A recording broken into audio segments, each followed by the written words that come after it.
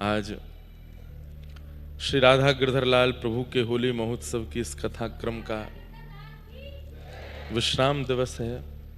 मीराबाई कह रही हैं, लाल नारंगाऊ में हरो नारंगाऊ। गाइए।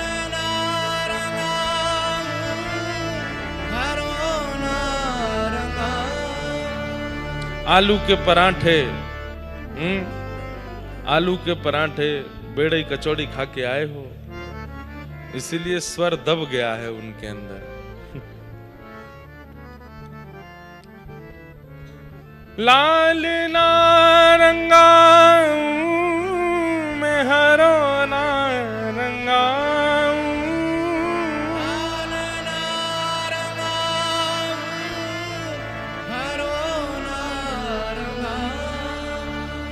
अपने ही रंग में रंग दे पिया मोहे, अपने ही रंग में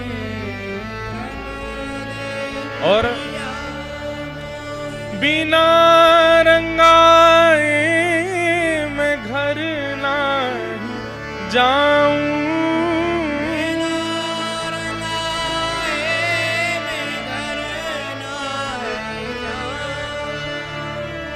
बीत जाए चाहे सारी उमरिया, बीत जाए चाहे मोरी रंग दे चुनरिया श्याम पिया।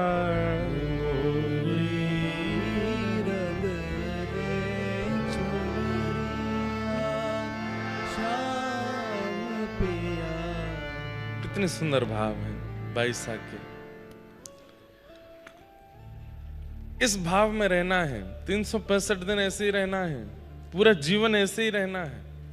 अरे तब तक कथा सुनते रहेंगे नाथ, क्या अर्थ है इसका? बिना रंगाए मैं घर ना ही जाऊं, बीत जाए चाहे सारी उमरिया। हम कथा सुनते ही रहेंगे। हम यहाँ भी आ गए, हम अगली कथा में भी पहुंच जाएंगे। हम उससे, अब इसका मतलब ये नहीं कि अपने काम धंधा छोड़ के आओ, वो तो करो, थोड़ा बहुत तो धन कमाना ही है, परंतु हम तो आएंगे, जहां अवसर मिलेगा वहां पहुंच जाएंगे। व्यास जी पूछने लग जाए, अरे भाई तुम हर दूसरी तीसरी कथा में दिखते हो, 2-4 ऐसे हमारे वैष्णव हैं, खूब अच्छे व्यापारी हैं, लेकिन हर कथा में उनका दर्शन मुझे हो ही जाता है। लगभग हर कथा में आते हैं, चाहे 1 दिन 2 दिन 3 दिन, उनके लिए यही पंक्ति है, बिना रंगाए मैं घर ना ही जाऊं। अभी तक रंगे ही नहीं है तो हम कैसे चले जाएं वापस घर? कैसे तृप्ति हो जाए नाथ? अभी तक पिया श्याम पिया नेत्रों को, हृदय को स्पर्श नहीं हुए हैं, हम कैसे तृप्ति मान लें एक ही कथा में? बीत जाए चाहे सारी उमरिया, अपने ही रंग में रंग दे पिया मोहे। बहुत सुंदर भाव है। तो आज हम गिरधरलाल जी के इस होली उत्सव के विश्राम में यही प्रार्थना कर रहे हैं कि नाथ आप बस ये कृपा करना कि आप रंग दीजिए। और अब कभी कभी एक मन में भाव और आता है, बोल दूं, भाव ऐसा आता है, अभी मत रंगना, कुछ दिन और ऐसे ही रहने दो, क्योंकि ज्यादा ना रंग गए फिर कथा आदि सबसे निवृत्त हो जाएंगे। फिर कुछ दिन और ऐसे तड़पने दो, जो वृत्रासुर कहते हैं भागवत में, समंजसत्वा विरहय कांक्षे, मुझे विरह मिल जाए, कुछ दिन और ऐसे तड़पने दो, और थोड़ा सा रहने दीजिए। हमने 1-2 कथाओं में बताया है, मुरली, वंशी और वेणु, ये 3 प्रकार हैं ठाकुर जी के। वास्तव में एक ही है, पर उसके उच्चारण में थोड़ा भेद है। कहीं उसको वंशी कहा गया है, कहीं उसको मुरली कहा गया है, और कहीं उसको वेणु कहा गया है।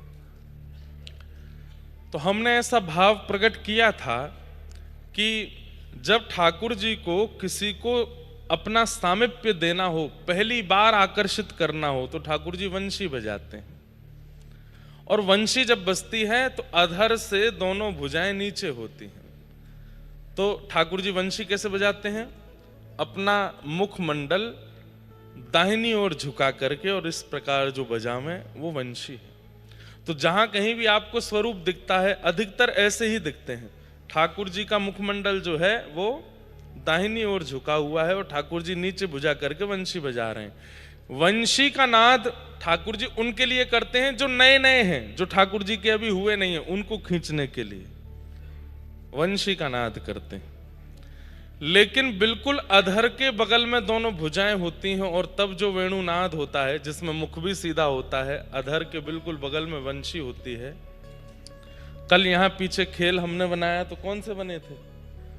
ठाकुर जी तो सीधे थे लेकिन वंशी बजा रहे हैं, दोनों जो वेणु हैं वो नीचे हैं, ये वंशी है। लेकिन बिल्कुल अधर के बगल में हो, अगर आप देखेंगे तो हमारे वृंदावन के जो राधा वल्लभ जी, बिहारी जी, ये दोनों वंशी मुरली बजा रहे हैं। इनकी इधर है। राधा रमण जी का एक भुजा थोड़ी सी नीचे है, उनका भाव आता है कि वे वंशी बजा रहे हैं। लेकिन मुखमंडल झुक जाए बाम अंग की ओर, बाम मतलब किशोरी जी की ओर ऐसे, और दोनों भुजाएं ऊपर की ओर हो जाएं और वंशीनाद हो, उसे कहते हैं वेणु रहो। तब ठाकुर जी वेणु बजाते हैं और वेणु ठाकुर जी ऐसे बजाते हैं। बहुत कम ऐसी झांकी दिखेगी आपको जहां ठाकुर जी की दोनों भुजाएं ऊपर हैं, मुखमंडल किशोरी जी की तरफ झुका है, वो ठाकुर जी अत्यंत मदमस्त होकर के बजाते हैं। वंशी सुन ली तो भी एक बार को आप जा सकते हैं वापस, मुरली सुनी तो भी हो सकता है कि पुनः संसार में आपकी स्थिति बन जाए। लेकिन यदि आपने वेणु का श्रवण कर लिया तो फिर आप पुनः संसार में किसी को हो नहीं पाओगे। वेणु गोपाल, मुरली मनोहर, वेणु गोपाल और वंशी बिहारी, ये तीन स्वरूप हैं। तो अभी हम लोग जो श्रवण करते हैं वो वंशी ही है। अभी मुरली भी नहीं बजी है, वेणु भी नहीं बजी है। हाँ, कई लोग मुरली तक पहुंच गए पर वेणु तक किसी की स्थिति नहीं गई है। तो ये तीन स्वरूप हैं ठाकुर जी के, क्योंकि वेणु अधिकतर ठाकुर जी किशोरी जी के भाव से ही बजाते हैं, उन्हीं के भाव से ही बजाते हैं। तो कल हम लोग वेणु श्रवण कर रहे थे, वेणु गीत। गोपियां अपने घरों में बैठ करके ठाकुर जी की मधुर झांकी का दर्शन करती हैं और ठाकुर जी के आसपास हो रही गतिविधियों का अनुभव करती हैं, और उन्हीं गतिविधियों को यहां पर श्री शुकाचार्य जी वेणु गीत के माध्यम से श्रवण करा रहे हैं। भगवान ने वेणु गीत के माध्यम से गोपियों को सुख प्रदान किया, तत्पश्चात कालिया नाग का दमन किया।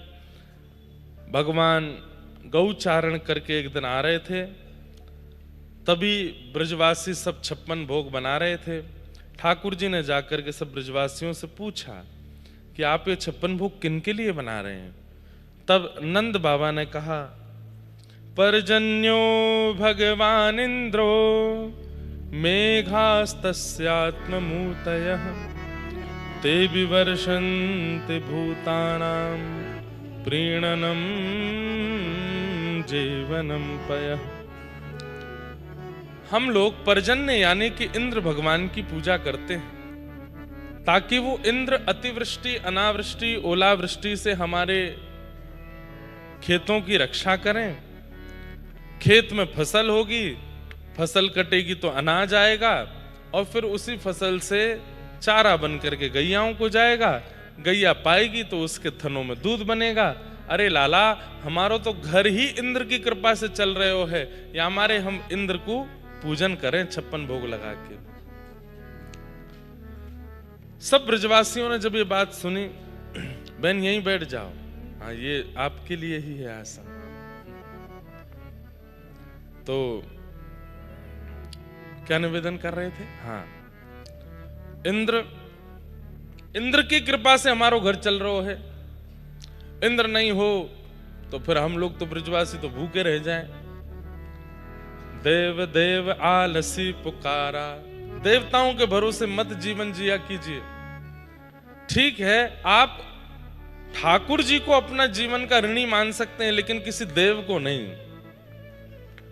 हम लोग सदा कहते हैं कि हमारे इष्टों की कृपा है, हमारे पूर्वजों की कृपा है, हमारे कुल देवता की कृपा है, ये मानना ही चाहिए। परंतु कुल देवता इष्ट यदि श्री कृष्ण हैं या कृष्ण के ही अन्य रूप हैं, नारायण के ही अन्य रूप हैं, तो ही ये बात सार्थक है।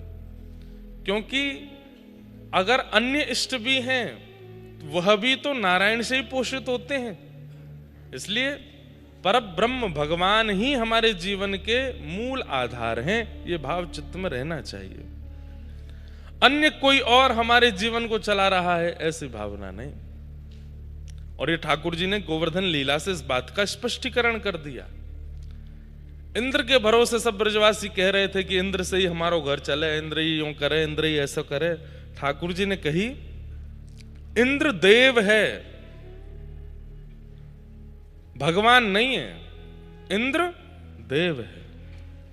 और देव के सृष्टि संचार में, सृष्टि पालन में अन्य अन्य क्रियाएं हैं, उनकी एक जॉब होती है।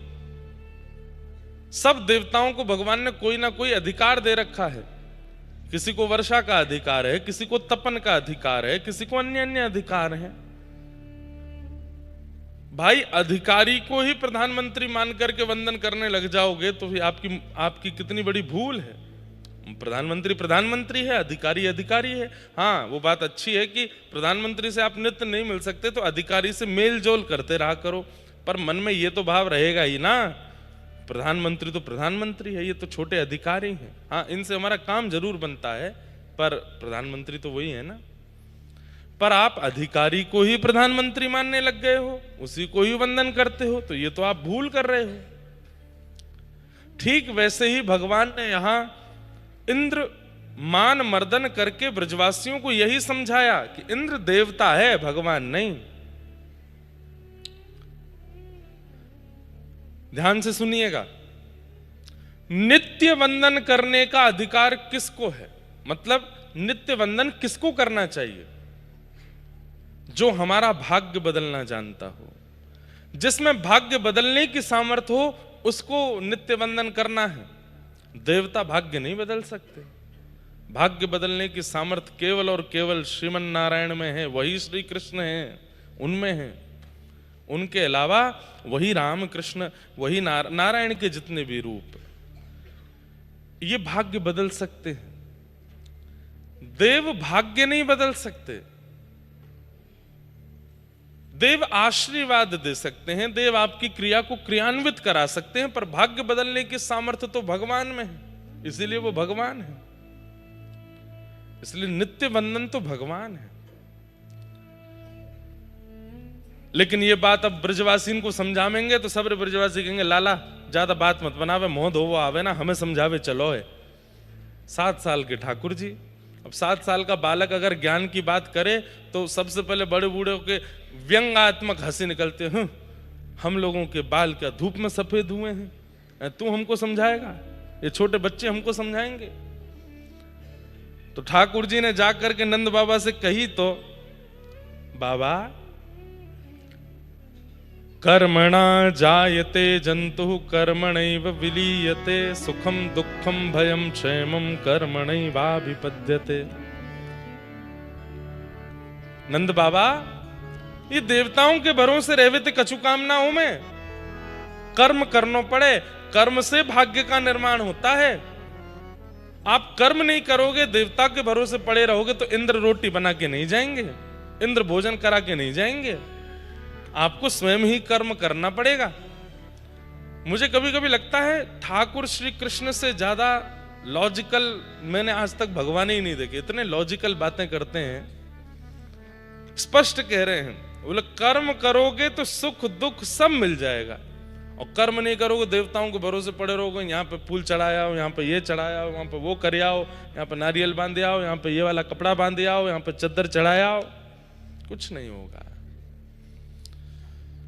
करी गोपाल की सब हो। वही होगा जो ठाकुर जी ने सोच रखा होगा। व्यक्ति बेचारा 4 धाम यात्रा करने के लिए गया, लेकिन उसके प्राण निकलने हैं तो निकल ही जाएंगे।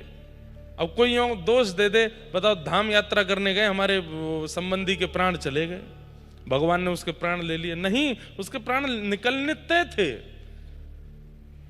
ठाकुर जी को बहुत मनाओगे तो आपके जीवन में कोई संकट नहीं आएगा, विपत्ति नहीं आएगी, आपके जीवन में बहुत स्मूथनेस आ जाएगी, ऐसा बिल्कुल नहीं है।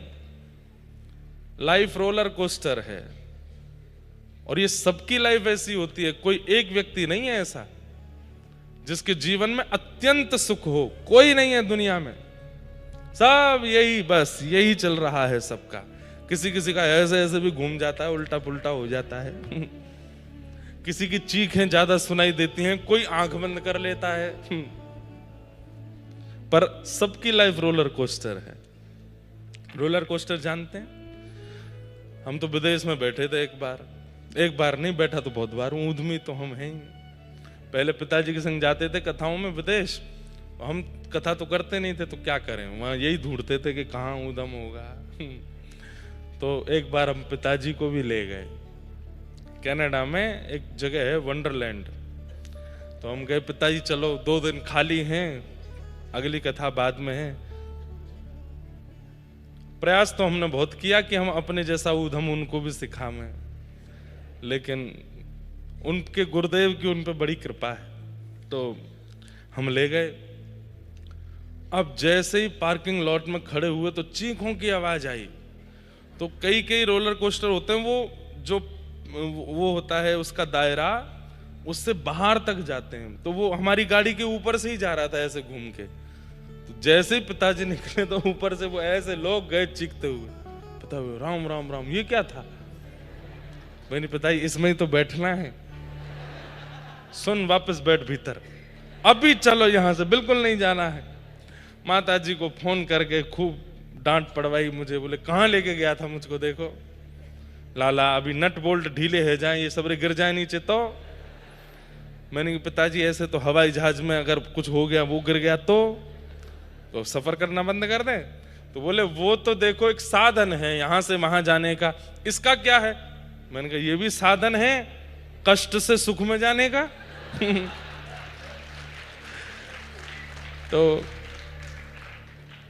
कहने की बात, अभी रंग जी का ब्रह्मोत्सव शुरू होगा, वहां मेला लगता। पहले बचपन में बहुत जाते थे रंग जी के मेला में, खूब झूला झूलते थे। हमारे भारत के 2-3 ही प्रसिद्ध झूला, एक तो वो है गोल गोल घूमता है, एक वो है वो ऐसे जाता है। ये 2 ही झूले प्रसिद्ध हैं भारत में।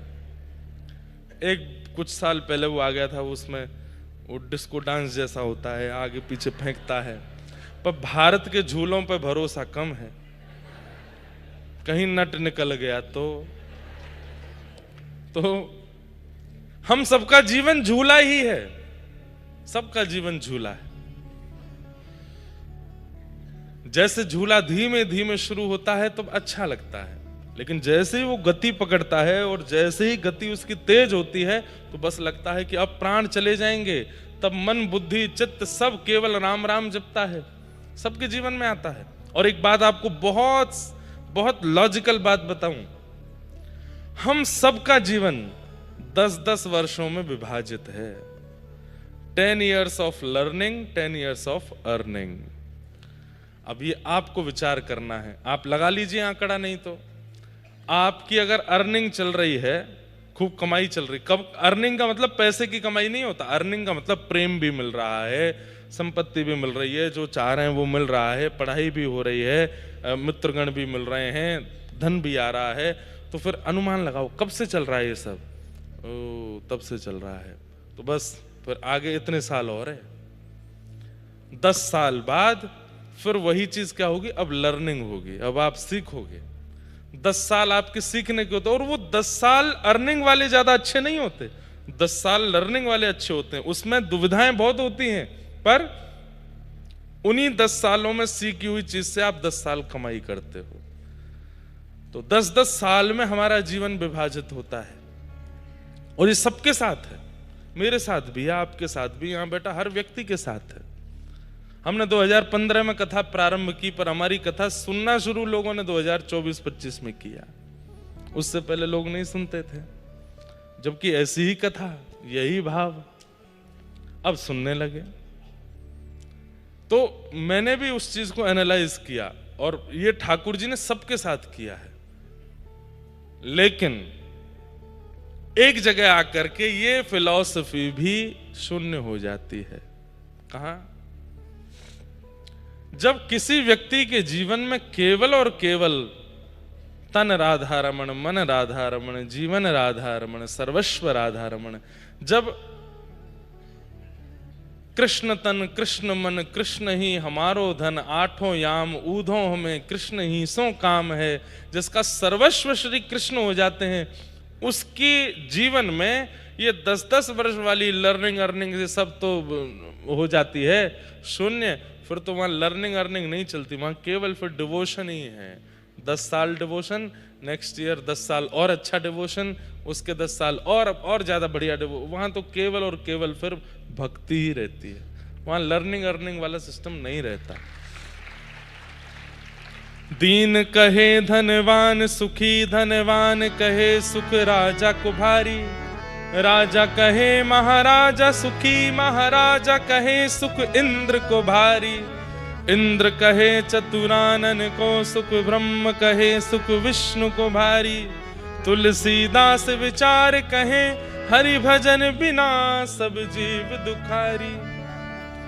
कोई तन दुखी कोई मन दुखी, कोई धन बिन रहत उदास, थोड़े थोड़े सब दुखी, सुखी कृष्ण के दास, सुखी राम के दास। सबसे ज्यादा सुखी कौन है? इस वक्त यदि पूछा जाए सबसे ज्यादा सुखी कौन है, वो पीछे वाले भैया से लेके मुझ तक हम जो बैठे हैं, हम सबसे ज्यादा सुखी हैं। इससे ऊंचा सुख नहीं है संसार में कोई। सत्य मान लीजिएगा आप।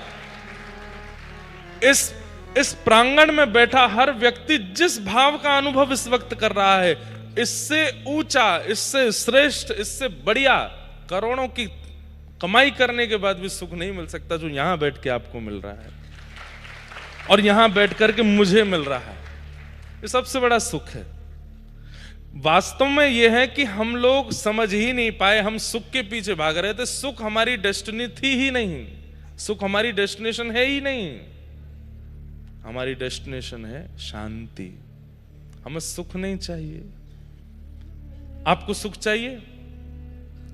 नहीं नहीं, अभी सुन के मना मत करो, चाहिए ही सबको, सुख चाहिए।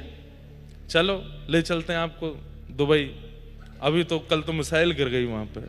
दुबई नहीं, कहीं और चलते हैं। कहां चलोगे बताओ?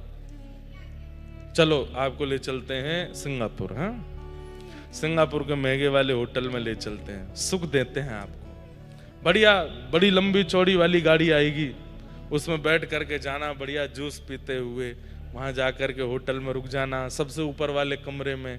वहां से पूरा समुद्र दिखाई देगा। उस कमरे में गद्दा ऐसा होगा महाराज कि एक बार जोर से कूदे तो 1-2 बार तो यूं ही उछल जाओगे।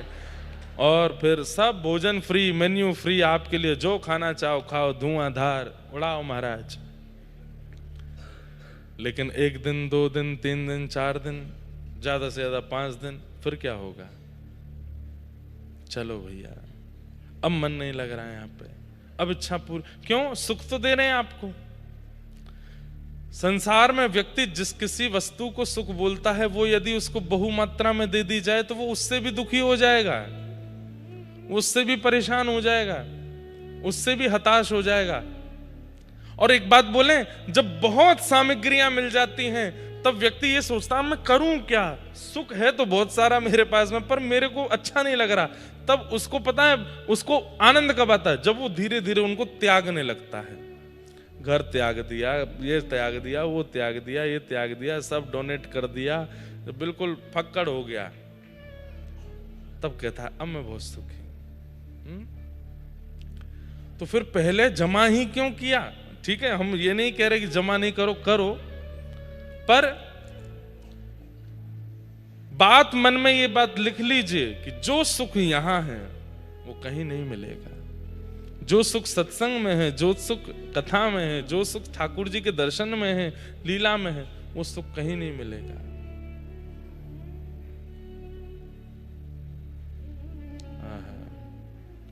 बहुत सुंदर भाव है। जो करते रहोगे भजन धीरे धीरे तो मिल जाएगा राधा रमण धीरे धीरे। जो करते रहोगे भजन धीरे धीरे गाओ तो मिल जाएगा राधा रमण करताल बजा के गाओ। जो करते रहोगे भजन धीरे धीरे तो मिल जाएगा राधा। हाँ तो मिल जाएगा राधा रमण धीरे धीरे। हाँ तो मिल जाएगा राधा रमण धीरे धीरे। करते रहो धीरे धीरे भजन, मिल जाएंगे ठाकुर जी, और उससे बड़ा सुख दुनिया में कोई नहीं हो सकता। तो भगवान समस्त ब्रजवासियों को लेकर के गोवर्धन गए और श्री गिरिराज जी का पूजन कराया। इस शर्त पे ब्रजवासी गए कि प्रकट है कि श्री गिरिराज बाबा दर्शन देंगे, और ठाकुर जी ने प्रकट होकर के दर्शन दिए। सब ब्रजवासी आनंदित हुए। लेकिन तभी इंद्र को मान हुआ, और इंद्र ने जैसे ही मूसलाधार बारिश करनी प्रारंभ की कि नख पे धार लियो गिरिराज नाम गिरधारी पायो है। नख पे धार लियो गिरिराज नाम गिरधारी पायो है। ठाकुर जी ने 7 दिन 7 रात्रि तक श्री गिरिराज जी को धारण करके रखो, और 7 दिना के उपरांत जब इंद्र को मान मर्दन भयो, ठाकुर जी ने पुनः गिरिराज जी को अपने स्थान पर पुनर्विराजित कियो। इंद्र ने आकर के भगवान से क्षमा मांगी, ठाकुर जी से आकर के प्रार्थना करी, हे नाथ आप मेरे गुरु भी हैं पिता भी हैं। पिता गुरुस्त्वं जगतामधीशो दुरत्ययः काल उपात दंड हिताय स्वेच्छा तनुभी समीह से मानम विधुन्वन जगदीश मानिना। बंधुओं एक बात बहुत ध्यान से सुनिएगा।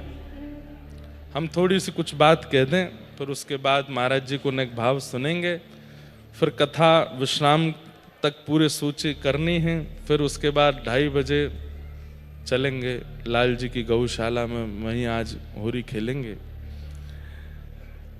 व्यक्ति का सबसे बड़ा सद्गुण क्या है? अपने अवगुणों को स्वीकार करना। लेकिन कई बार ऐसा होता है कि व्यक्ति अपने अवगुण स्वीकार तो कर लेता है, पर उसके प्रति मिलने वाले दंड को स्वीकार नहीं करता, उससे भागता है। थोड़ी शांति रखो भैया, नेक देर बैठो।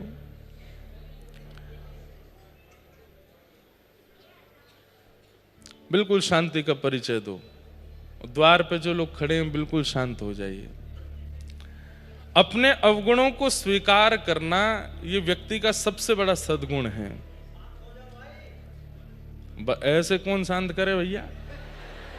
हैं? खुद हल्ला करके शांत करा रहे हो, बैठ जाओ। वाह, हाँ ठीक है, बैठ जाओ। तो अपने अवगुणों को स्वीकार करना ये सबसे बड़ा सद्गुण है, और ये अपने अवगुणों को स्वीकार न करना ये सबसे बड़ा दुर्गुण है। परंतु अवगुणों को स्वीकार करते हुए उसके प्रति मिलने वाले दंड को भी स्वीकार करे कि जो भी मुझे मिलना हो इसके बदले मुझे स्वीकार है। ब्रह्मा जी के और इंद्र के भाव में एक बात कही जाती है कि ब्रह्मा जी ने जो किया उससे ठाकुर जी नाराज हुए, कल हम लोग सुन रहे थे।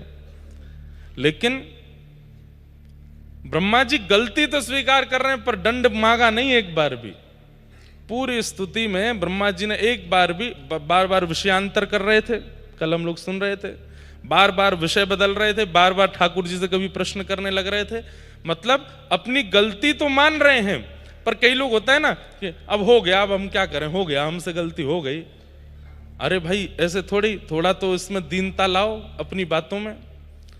नहीं नहीं अब तो हो गया हमसे, अब क्या कर सकते हैं, ठीक है कोई बात नहीं, हो गई गलती तो मानव मनुष्य गलती का पुतला है जो अक्सर हो ही जाती है। कई लोग गलती स्वीकार तो करते हैं पर वो भी बड़े अदा में स्वीकार करते हैं, उसके प्रति दंड स्वीकार नहीं करते। तो ब्रह्मा जी कल वही कर रहे थे, इसलिए ठाकुर जी ने उनको क्षमा नहीं किया। लेकिन आज इंद्र ने आकर के क्या कहा कि नाथ मुझसे गलती हुई, परंतु आप मेरे गुरु हैं, आप जगत पिता हैं, मुझे इसके लिए जो भी दंड देंगे मुझे वो दंड स्वीकार है, मुझे दंडित कीजिए नाथ। ठाकुर जी बोले ये सबसे बड़ा गुण है कि आप अपने अपराध को स्वीकार करके उससे मिलने वाले दंड को भी स्वीकार करते हैं, ये अच्छा है। तब भगवान ने इंद्र को क्षमा कर दिया और इंद्र से कहा कि भाई तुम बस ईर्ष्या निवृत्त होकर के, अभिमान निवृत्त होकर के अपनी पदवी को संभालो। हम लोगों का स्वभाव है कि हम दूसरों में अवगुण देखते हैं, स्वयं में गुण का दर्शन करते हैं। व्यक्ति का स्वभाव क्या, सब में दोष देखना है। कोई भी, चाहे रावण के आगे राम जी भी आगे, वो राम जी में भी दोष देख रहा है, लेकिन अपने आप में गुण देखता है। मानव का स्वभाव होना चाहिए सब में गुण देखे, स्वयं में अवगुण देखे।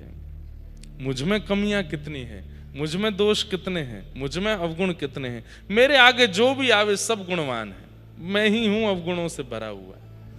हाँ इतना भी ना सोच ले कि डिप्रेशन में ही चला जाए कि वो मुझसे बड़ा तो कोई कलंकी नहीं, पापी नहीं। कई लोगों का मनोबल भी खत्म होता है उससे, सेल्फ कॉन्फिडेंस भी खत्म होता है। पर हाँ आप लोग समझ रहे हैं कितने दायरे में करना है और कितने की आज्ञा दी जा रही है। सब में गुण का दर्शन करो, चाहे लाख बुराई किसी की आपसे कर दी गई, लेकिन वो व्यक्ति सन्मुख आवे तो आप उसमें तब भी गुण ही देख रहे हो। भाई तुमने उसकी इतनी बुराई करी पर वो मुझे फिर भी उसमें गुण ही दिखाई दिया। नेत्र जो है ना, ये भक्ति का पैरामीटर है। आप जितना भजन करते हैं, कथा सुनते हैं, नाम जप करते हैं, तिलक स्वरूप धारण करते हैं, गुरु आश्रय में रहते हैं, भगवत सेवा करते हैं, यदि वह नेत्रों में प्रकट नहीं हो रहा गुण दर्शन के रूप में, तो संभवतः आप भजन नहीं कर रहे हो। अच्छा होता है, पता क्या होता है, भजन करने के बाद में भी कैसे नेत्र हो जाते हैं, परंपरा से दीक्षित होने के बाद में कैसे नेत्र हो जाते हैं। एक ही परंपरा के दो लोग हैं तो दूसरा उसको दूसरे को कैसे देखते हैं, ये तो कुछ नहीं करता, मैं देखूं मैं तो ये भी करता हूं, मैं तो ऐसे भी रहता हूं, मैं तो ये भी खाता हूं, मैं तो गुरुदेव ने ये भी बताया हमारी परंपरा में ये, मैं वो भी करता हूं, ये तो कुछ नहीं करता, ये तो ऐसे ही है। वहां पे भी दोष, भक्ति में भी दोष, नियम में भी दोष, भावों में भी दोष नहीं। गुण देखिए, दोष दर्शन करते करते जीवन निकल जाएगा, एक दिन ठाकुर जी सामने आ जाएंगे, आप उनमें भी दोष देख लोगे। मुकुट सीधा पहन लिया कीजिए आप आप उनमें भी दोष देख लोगे। खड़े तो सीधे हो जाए कीजिए, नेशनल एंथम चल रहा है। हम लोग इतने ज्यादा, अब भाई जो आदत में आ जाएगा वो फिर स्वभाव में आ जाएगा, और जब स्वभाव में आ जाएगा तो फिर कोई नहीं बच पाएगा उससे। कई लोग होते हैं उनका स्वभाव होता है टोकने का, बोलने का। कई बार उनसे कह के जाते हैं घर के लोग, ए भाई सुन तू ऐसी जगह जा रहा, वहां किसी को नहीं टोकना। वो कहता नहीं टोकूंगा, तो वहां उसको कुछ दिख जाता है, दिख ही जाता है क्योंकि उसकी दृष्टि ही ऐसी है। और वहां जब वो किसी को देखता है जिसको टोकने का मन होता है, तो वो बहुत देर अपने हाथ पैर बंद करके रखता है, थोड़ा ऐसे सोचता है सबने मना किया है, टोकना नहीं है, टोकना नहीं है, टोकना नहीं है, क्या करूं। अब उसका ना तो भोजन पचेगा ना पानी नीचे उगले, क्योंकि स्वभाव में आ गया ना टोकना। फिर वो क्या करेगा, जाते जाते टोक ही जाएगा, सुनो भाई तुम बुरा नहीं मानना, मुझसे रहा नहीं जा रहा है, मेरे अंदर रह नहीं रही है बात, मैं रोज रात में सो नहीं पाऊंगा, सुनो तुम क्या, तुम ऐसे ऐसे नहीं किया करो, बस अब तुम चाहे बाहर में जाओ, हम जा रहे हैं। ये स्वभाव में आ जाएगा। भाई स्वभाव में प्रेम लाइए, स्वभाव में भक्ति लाइए, स्वभाव में भाव लाइए, दोष नहीं लाइए। बहुत दोष यदि आप बहुत दिनों तक अपने चित्त में रखेंगे तो मन, बुद्धि, चित्त, स्वभाव सब में वही दोष आ जाएगा, और कहीं ना कहीं ठाकुर जी फिर सन्मुख आएंगे तो हम उनमें भी दोष दर्शन करने लगेंगे। बताइए, नवकंज लोचन कंज मुख कर कंज पद कंजारणो, ऐसे राम जी को रावण देख के क्या बोलता है, ए वनवासी। राम जी का रूप देख करके, राम जी का स्पर्श करके जहां पत्थर पिघल जाते हैं, उनको देख करके रावण इतना निष्ठुर कैसे हो सकता है। सिया जी, जिन सिया जी के ऐसे ऐसे सुंदर चरित्र और ऐसे ऐसे भाव प्रकट किए जाते हैं कि जब सीता जी प्रथम बार विवाह करके अयोध्या आई तो कहते हैं कि माताओं ने कमल के पराग बिछाए हैं उनके स्वागत में। एक कमल में से एक चुटकी पराग भी नहीं निकलेगा, इतना सा पराग निकलता है। तो सोचिए कितने कमल इकट्ठे करके उनके परागों से परत बिछाई कि सीता जी उस पर चल करके गृह प्रवेश करेंगी पहली बार। तीनों माताएं बड़े प्रेम भरे नेत्रों से देख रही हैं सीता जी को, अत्यंत करुण नेत्रों में छोटे छोटे अश्रुबिंद। अच्छा, ये अयोध्या नगरी सामान्य नहीं है, तीनों माताएं सामान्य नहीं है, देवताओं में भी गंधर्व जन्य जो गंधर्वा हैं वो भी कौशल्या मैया आदि सबको प्रणाम करती हैं। ऐसी कौशल्या, केकई, सुमित्रा नेत्र भर के देख रही हैं, और जैसे ही पालकी से उतर करके श्री सीता जी भीतर प्रवेश करती हैं और जैसे ही पराग पर चरण रखती हैं तो ये भौएं थोड़ी सी उठ रही हैं। ये नासिका के पास का जो ये गाल का क्षेत्र है, इसमें सुकड़न आ रही है, मतलब जैसे मानो नीचे कोई कुछ चुबा रहा हो। कौशल्या मैया कहती हैं कि अरे ये कितनी कोमल है, कितनी कोमल है कि कमल का पराग भी इनके चरणों में चुभ रहा है। सुमित्रा जी तो नेत्रों में आंसू भर लाई, कौशल्या जी चिंता कर रही हैं, केकई जी से तो देखा ही नहीं गया। तो केकई जी क्या करी पता है, ऐसा गृह प्रवेश किसी बहू का नहीं हुआ होगा आज तक। केकई जी गई और श्री सीता जी को गोद में उठा लिया, गोद में लेकर के भीतर गई। इतनी कोमल है श्री सियाजू, और उन सियाजू को इतनी निष्ठुरता से कैसे ले गया रावण, क्योंकि उसके मन में, स्वभाव में, बुद्धि में, विचार में, सब में निष्ठुरता आ चुकी है। व्यक्ति जब एक अवधि से ज्यादा रोग को अंदर रहने देता है तो वही रोग भयंकर मरणासन स्थिति में ले जाता है। हम ऐसे दोषों को चित्त में रखेंगे, क्या ये हमारी स्थिति को नहीं रखेंगे?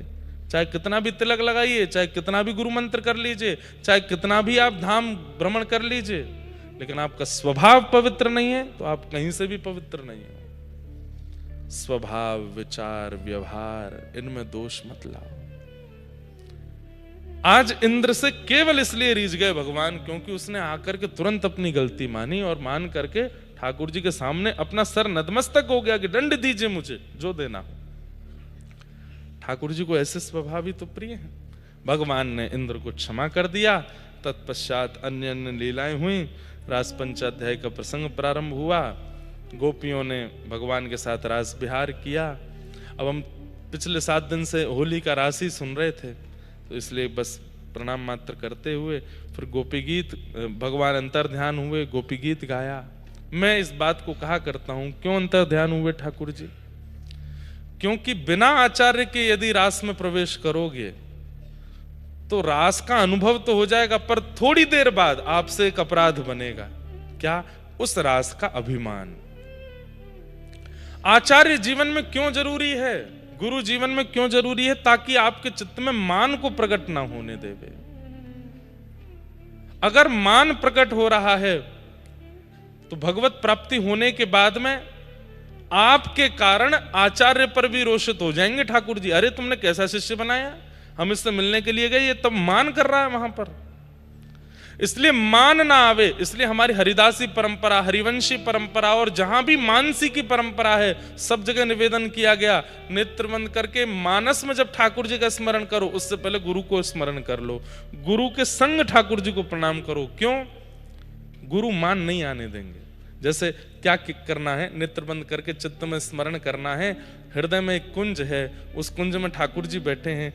अब ठाकुर जी को मैं सीधे माला पहना रहा हूं, चरण प्रक्षालन कर रहा हूं, चंदन लगा रहा हूं, नहीं, मैं थाली लेकर के खड़ा हूं, उसमें माला भी है, चंदन भी है, आरती भी है, गुलाल भी है, इत्र भी है, खूब सुंदर सब सामग्री है, बीड़ा भी है, लेकिन मैं नहीं अर्पित कर, मैं बस लेके खड़ा हूं। मैंने गुरुदेव से कहा है, गुरुदेव आप अर्पित करो। मेरे गुरुदेव माला पहना रहे हैं, मेरे गुरुदेव चंदन लगा रहे हैं, मेरे गुरुदेव चरण प्रक्षालन कर रहे हैं, मेरे गुरुदेव बीड़ा पवा रहे हैं, और मैं गुरु गोविंद दोनों की इस लीला का दर्शन कर रहा हूं। मानसी में स्वयं को दृष्टा बनाना है, करता नहीं। करता तो गुरु ही होने चाहिए, नहीं तो मान आएगा। गोपियों ने रास भूमिका में स्वयं को कर्ता मान लिया। ये ठाकुर जी तो हमारे साथ रास कर रहे हैं, हम सुंदरी हैं, और आचार्य स्वरूपा किशोरी जी का स्मरण नहीं किया, इसीलिए मान आ गया कि हम बहुत सुंदरी हैं, इसीलिए हमारे साथ रास कर रहे हैं, और ठाकुर जी वहां से अंतर ध्यान हो गए। और उसके बाद यमुना तट पर जाकर के जब किशोरी जी ने कहा कि गाओ, तब गाया, जयते तेधिकम जन्मना व्रजः श्रयत इंदिरा सस्वदत्र हि दयित दृश्यता दीक्षुतावक स्त्वधृता सब स्वाम विचिन्वते। प्रत्येक श्लोक के बाद ये युगल युगल श्लोक चलते हैं गोपी गीत में भी। एक श्लोक में गोपियां कुछ तीखा बोलती हैं, दूसरे श्लोक में फिर ठाकुर जी को मनाती हैं। जैसे पहले श्लोक में कह रही हैं, ते जन्मना व्रजम अधिकम जयति। लाला, तुम ऐसा सोचते हो कि तुम्हारे जन्म से व्रज की महिमा बढ़ी, तो फिर झूठे हो, गलत सोच रहे हो। तुम्हारे जन्म से व्रज की महिमा नहीं बढ़ी लाला, बल्कि तुम ब्रज में जन्मे तो तुम्हारी महिमा बढ़ गई है। तो इतनो इतराओ मत अंतर ध्यान है करके। हम ब्रजवासी अगर नहीं होते, हम वृंदावन वासी, और ये 84 कोस में तुम्हारो जन्म नाय भय होता ना लाला, तो इतनी पूछ नाय बनती तुम्हारी, जितनी पूछ आजकल हो रही है।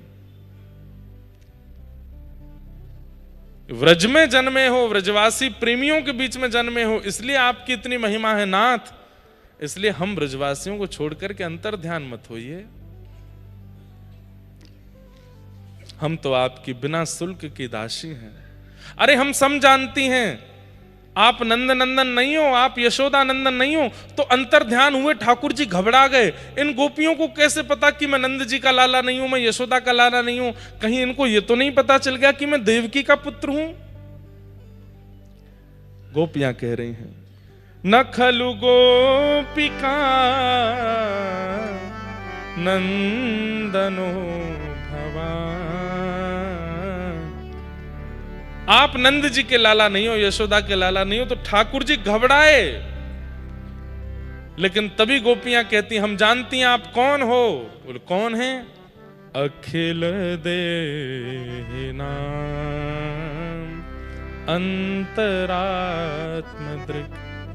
समस्त देहधारियों के चित्त में विराजमान रहने वाली जो परमात्मा तत्व है, वो आप ही हो, हम जानती हैं। ठाकुर जी की सांस में सांस आई, कहीं इन्हें ये तो ना पता चल गई कि मैं देवकी नंदन हूं। आप तो विराज ही रहे महाराज जी यहाँ पे।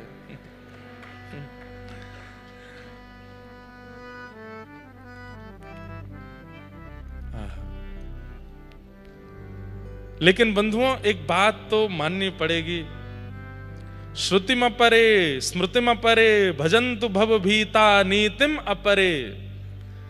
श्रुतियां नहीं पहचान पाई जिनको, नीतियां नहीं पहचान पाई जिनको, स्मृतियां नहीं पहचान पाई, वेद नहीं पहचान पाए जिनको, उन ठाकुर जी के आगे दो ही लोग बोले हैं कि हम तुम्हें जान गए हैं। या तो रामावतार में केवट कहते हैं कि मैं तुम्हें जानता हूं, मैं तुम्हारा मर्म जानता हूं, या कृष्ण लीला में गोपियां कहती हैं कि हम आपको जानते हैं। और इन दोनों को ही चरण प्रदान किए हैं ठाकुर जी ने, गोपियों को भी चरण प्रदान किए हैं। असंख्य गोपियां भगवान की सुंदर गोपी गीत के माध्यम से स्तुति गाती हैं, स्तवन करते हुए। इति गोप्य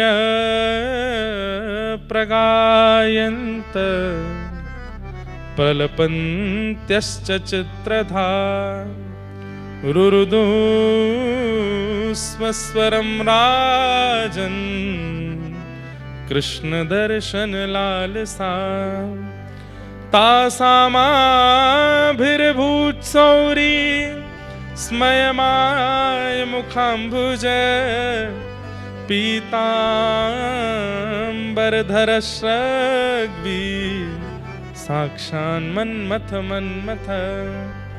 ठाकुर जी गोपियों के बीच में प्रकट हो गए, गोपियों के साथ महारास किया, महादेव भी पधारे।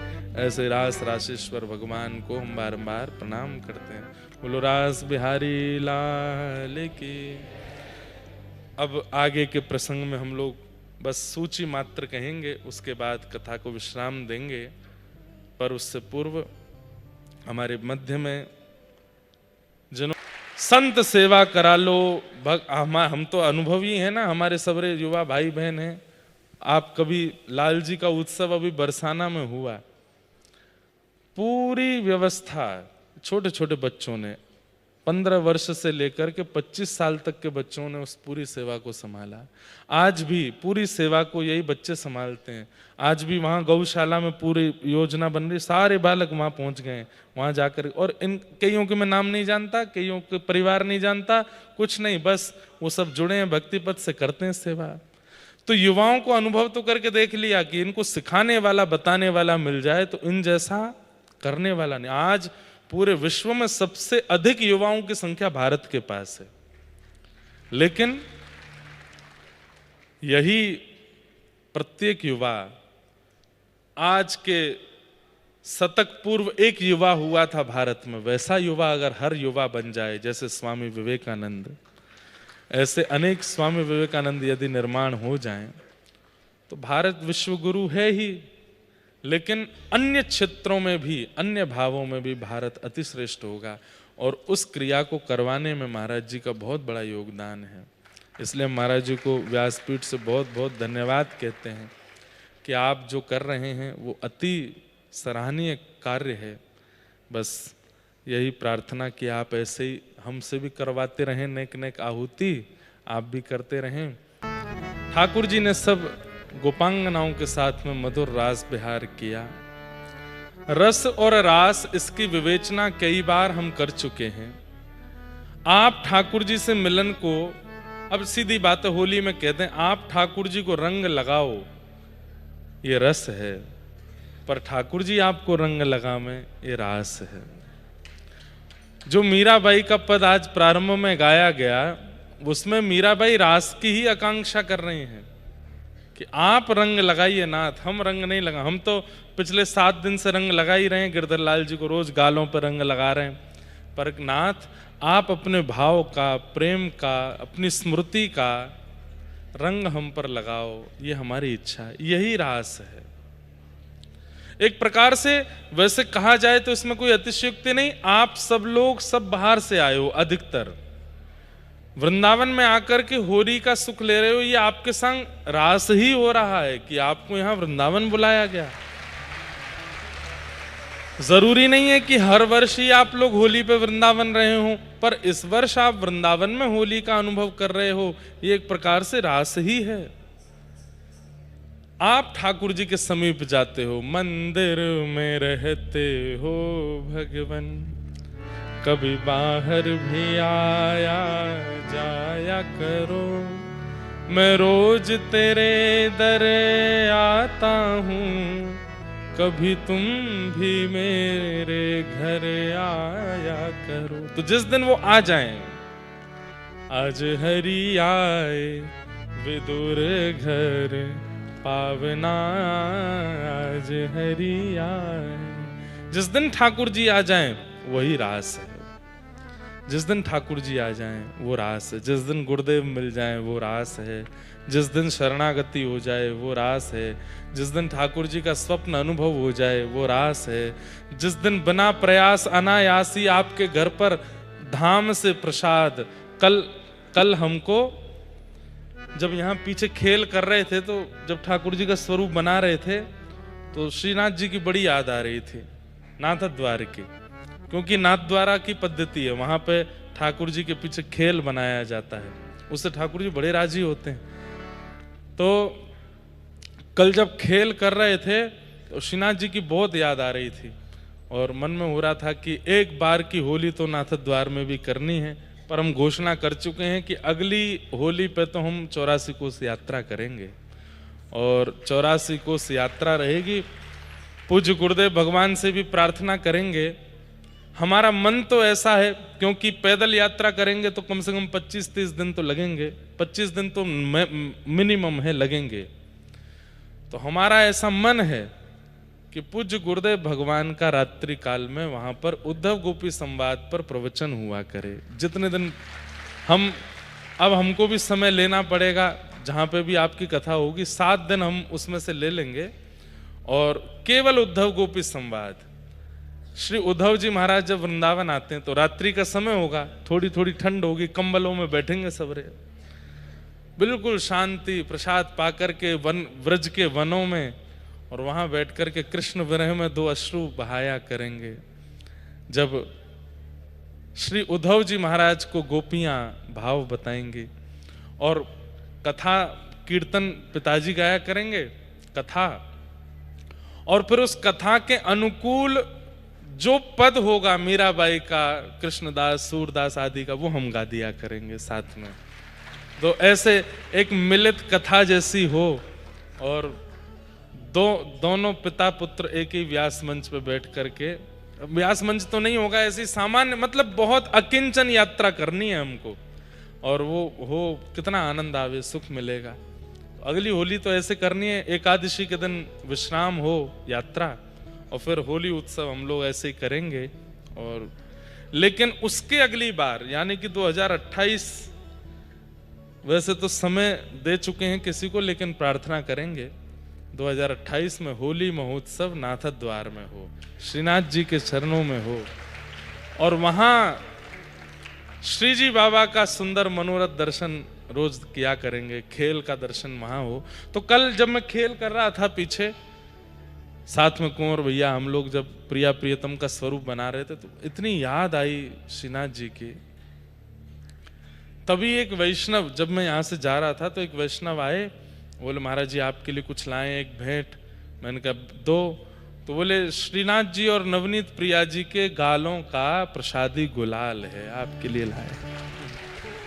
जैसे ही दिए मेरा मन इतना प्रसन्न, मैंने कि भैया जो इच्छा थी चित्त में वो पूर्ण हुई। तो ऐसे भाव है।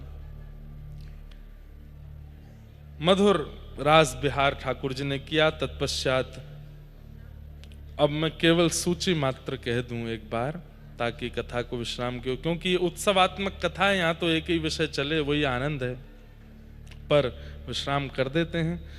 ठाकुर जी ने 5 विहार किए, ये इस पर भी कभी चर्चा करनी है हमको। 5 विहार वृंदावन में, रास बिहार के साथ साथ 5 विहार और हुए, उनका वर्णन है यहाँ पर। ठाकुर जी ने तत्पश्चात युगल गीत का वर्णन आता है, गोपियां भगवान के स्वरूप का वर्णन करती हैं। यहाँ नारद जी ने कंस को जाकर के संकेत किया, कंस ने व्यवस्था करके ठाकुर जी को उग्रसेन अक्रूर जी के द्वारा मथुरा बुलवाया। भगवान ने मल्लों से युद्ध करके कुबल्या हाथी का उद्धार करके धनुष भंजन करके कुब्जा पर कृपा करके रंगभूमि में प्रवेश किया। मल्लानाम अशनिर्णिनाम नरवर स्त्रीणाम स्मरो मूर्तिमान गोपानाम स्वजनो सताम क्षितिभुजाम शास्त्रा सुपित्रो शिशु। मृत्युर्भोजपतिर्विराट विदुषां तत्त्वं परम योगिनां वृष्णीनां परदेवतेत विदितो रंगम गतः साग्रज। एक बात स्पष्ट होती है, इधर देखिए सब लोग, ठाकुर जी का स्वरूप कैसा है। तो इस श्लोक से एक बात स्पष्ट होती है कि जैसा आपका मन है वैसे आपको ठाकुर जी दिखने लगेंगे। अभी थोड़ी देर पहले मैं कह रहा था कि रावण इतना क्रूर कैसे हो सकता है राम जी के लिए, क्योंकि वो क्रूर है, क्योंकि उसका चित्त क्रूर है, उसकी बुद्धि क्रूर है, इसलिए उसको राघव जी की कोमलता का दर्शन नहीं हो रहा है, कोमलता छुप रही है। व्यक्ति अपने, भैया यहां चर्चाएं मत कीजिए, ओ भैया देवताओं ने बाहर जाइए, यहां से कथा के बीच में यहां चर्चा नहीं करो। ध्यान से सुनिए, हम जैसे बन जाते हैं वैसे हमें ठाकुर जी दिखने लगते हैं। अगर लोभ हमारे चित्त में ज्यादा है ना, लोभ की मात्रा ज्यादा है, तो कहीं ना कहीं ठाकुर जी का अत्यंत सौंदर्य रूप हमको दिखाई नहीं देगा। अब राधा रमण जी इतने प्यारे हैं, कौन देख करके उनको बावला नहीं हो, लेकिन फिर भी हजारों लाखों लोग जाते हैं, उनको देख करके स्थिति जिसकी स्थिर हो जाए वो 100 ही होते हैं, बाकियों पे क्यों नहीं हुई? क्योंकि उनका चित्त इतना पवित्र नहीं है। आपके चित्त में काम यदि ज्यादा है तो फिर आपको ठाकुर जी का ऐश्वर्य दिखाई देगा, उनका ममत्व, उनकी करुणा दिखाई नहीं देगी। आपके चित्त में क्रोध ज्यादा है तो ठाकुर जी का प्रसाद दिखेगा, सजावट दिखेगी, ठाकुर जी नहीं दिखेंगे। ठाकुर जी खड़े भी होंगे तो आपके नेत्र उन पर स्थिर नहीं। कई लोग आते हैं, वो दर्शन करने के लिए जब आते हैं तो दर्शन करते समय उनको पता नहीं क्यों बहुत विचित्रता जैसी लगती है, जल्दीबाजी लगती है। कथा में भी बैठे रहेंगे तो चित्त जैसा होता है लोगों का, वैसे कथा लगती है उनको। कथा में अगर ऐसी बात हो तो ही उनका मन लगता है, नहीं तो उनका मन नहीं लगता फिर उनका मन, क्योंकि चित्त वैसा नहीं है।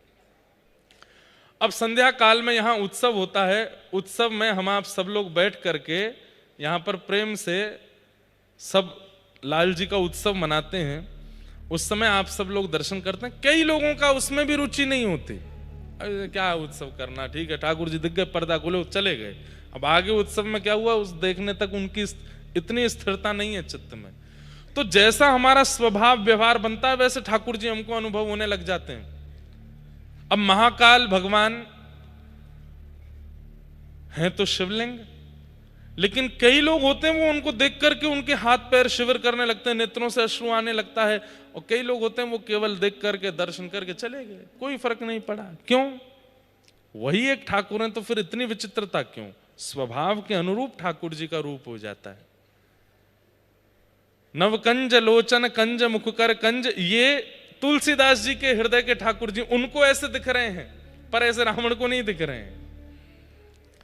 तो वही बात यहां पर स्पष्ट कर रहे हैं कि बड़े बड़े मल्लों को जब श्री कृष्ण रणभूमि में प्रवेश कर रहे हैं मथुरा में, तो बड़े बड़े पहलवानों को ठाकुर जी पहलवान ही लग रहे हैं। उनको लग रहा है कि रोज पहलवानी करने वाला कोई बालक हमारे सामने आ रहा है। लेकिन वात्सल्य भाव चित्त में रखने वाले बड़े बुजुर्गों को ठाकुर जी अपने नाती सनाती के रूप में दिख रहे हैं। छोटे छोटे ग्वाल बालों को ठाकुर जी अपने सखा के रूप में, अरे ये तो हमारा सखा है, या तो हम सखत्व बना लें। कुमारी कन्याओं को ठाकुर जी अपने प्रियतम के रूप में दिख रहे हैं। वृष्णियों को, यदुवंशियों को ठाकुर जी अपने यदुवंश के रक्षक के रूप में दिखाई दे रहे हैं। और 50 सिड्डी ऊपर बैठे हुए कंस को इतने कोमल, इतने सुंदर ठाकुर जी साक्षात काल के रूप में दिखाई दे रहे हैं। आ गई मेरी मौत, अब ये मुझे मार देगा, अब मैं नहीं बचूंगा। इसका मतलब क्या है? जाकी रही भावना जैसी, प्रभु मूरत देखी तिन तैसी। जैसी आपकी भावना है, जैसे आप हो, वैसे ठाकुर जी आपको दिखने लगेंगे। जगन्नाथ चकानैन नीला। अब मुझसे कोई बोला आपने ठाकुर जी के नेत्र चक्का बना दिए। मैंने कि भैया देखो, इसके रचना तो हमारे गोवत्स राधा कृष्ण जी महाराज उन्होंने लिखा है, लेकिन मेरे मन में भाव आता है चकानैन नहीं है तो क्या है?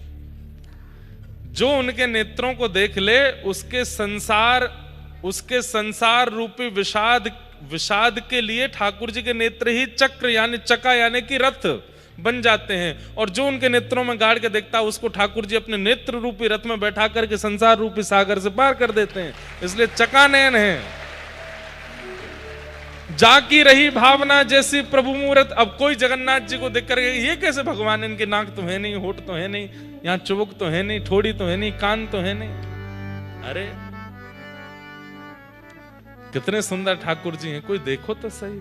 जगन्नाथ जगन्नाथ चकानयन चकानयन जगन्नाथ जगन्नाथ चकानयन चकानयन नीलाचल वारे तू न संभाले तो हमें कौन संभाले हो।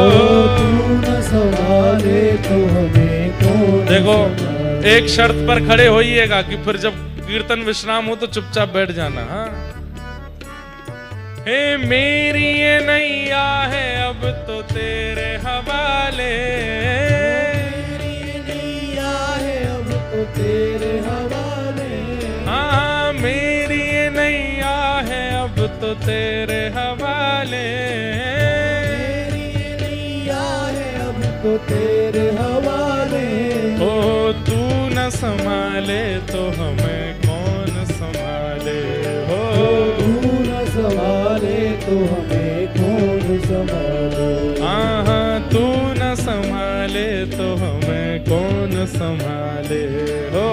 तू न संभाले तो हमें कौन संभाले। हे जगन्नाथ चकानयन जगन्नाथ चकानयन नीलाचल वारे तू न संभाले तो हमें कौन संभाले हो। तू न संभाले तो हमें कौन संभाले। हे बलभद्र सुभद्रा संग आप विराजे, बलभद्र सुभद्रा संग आप विराजे। हाँ बलभद्र सुभद्रा संग आप विराजे, बलभद्र सुभद्रा संग आप विराजे। हे तू न संभाले तो हमें कौन संभाले हो। तू न संभाले तो हमें कौन संभाले। हाँ तू न संभाले तो हमें कौन संभाले हो। तालो एक बार भाव से, मेरे प्रभु जगन्नाथ चकानयन हे जगन्नाथ हाँ चकानयन नीलाचल वारे तू न संभाले तो हमें कौन संभाले हो। श्री जगन्नाथ महाप्रभु की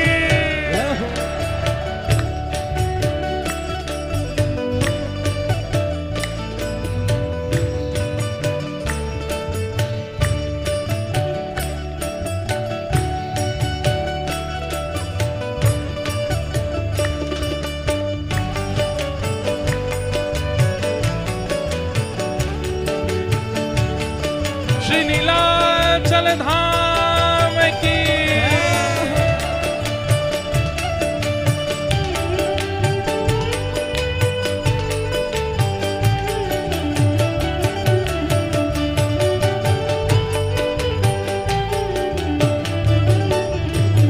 हे मंदिर के ऊपर नील चक्र विराजे, मंदिर के ऊपर नील चक्र विराजे। हाँ मंदिर के शिखर नील चक्र विराजे,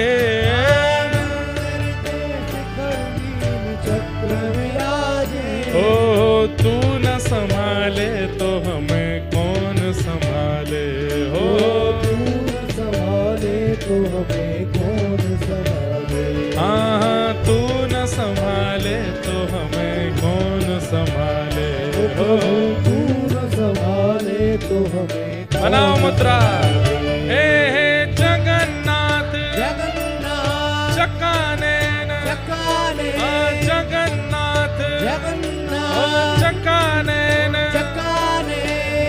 नीलाचलवारे तू न संभाले तो हमें कौन संभाले। ओ तू न संभाले तो हमें कौन संभाले। हे जगन्नाथ स्वामी मेरे नैनों के तारे। ओ जगन्नाथ स्वामी मेरे नैनों के तारे।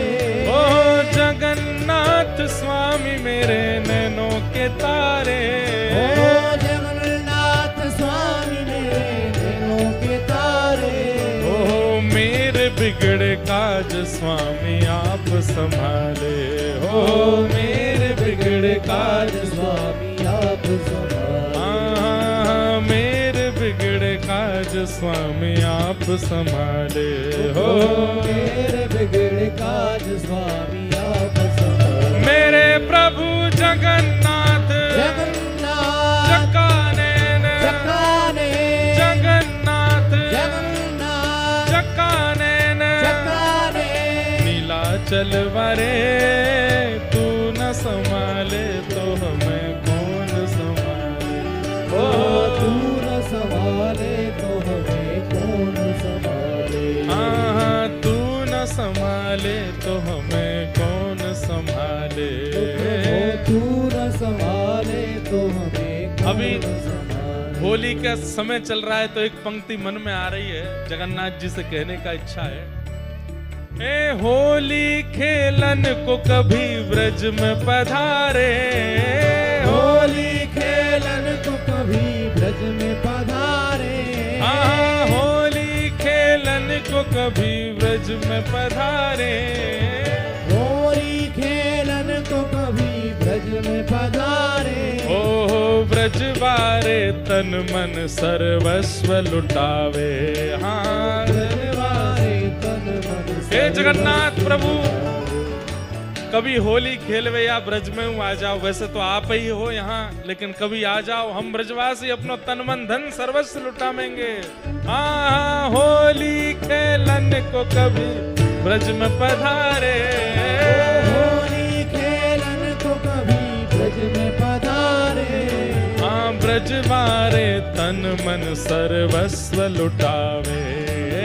धन्यवारे तन मन सर्वस्व लुटावे। मेरे प्रभु जगन्नाथ जगन्नाथ इतनी संख्या में हो आप लोग की पुरी तक तो आवाज पहुंच ही जाएगी। लॉजिकल बात करते हैं, पुरी तक तो नहीं जाएगी पर बाहर तक तो चली जाएगी। बार बार इनको पता चले कि जगन्नाथ जी आए हैं होली खेलवे। जगन्नाथ जकानैन जकाने जगन्नाथ जगन्नाथ जकानैन जकाने। मेरे जगन्नाथ जगन्नाथ जकानैन जकाने जगन्नाथ जगन्नाथ जकानैन जकाने। नीलाचलवारे तू न संभाले तो हमें कौन संभाले। ओ तू न संभाले तो हमें कौन संभाले। हाँ तू न संभाले तो हमें कौन संभाले। ओ तू न संभाले तो हमें कौन संभाले। ओ तू न संभाले तो हमें कौन संभाले। ओ तू न संभाले तो हमें कौन संभाले। हाँ तू न संभाले तो हमें कौन संभाले। ओ तू न संभाले। श्री जगन्नाथ जगन्नाथ जगन्नाथ रक्षमाम महाबाहु महाबाहु महाबाहु पाहि माम। श्री जगन्नाथ महाप्रभु। बैठ जाओ, जल्दी जल्दी बैठ जाओ सब लोग।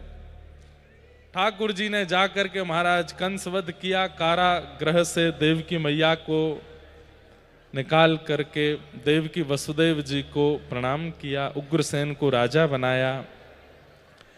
भगवान पढ़ने के लिए सांदीपनी गुरुकुल गए, लौट करके आए। श्री उद्धव जी महाराज वृंदावन सुध लेने के लिए गए।